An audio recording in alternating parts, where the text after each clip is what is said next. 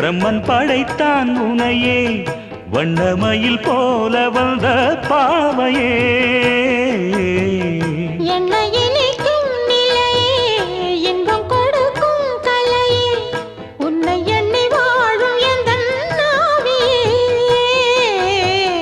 கண்ணிமையில் தூண்டிலிட்டு காதல் தனை தூண்டிவிட்டு எண்ணி எண்ணி ஏங்க வைக்கும் ஏந்திழையே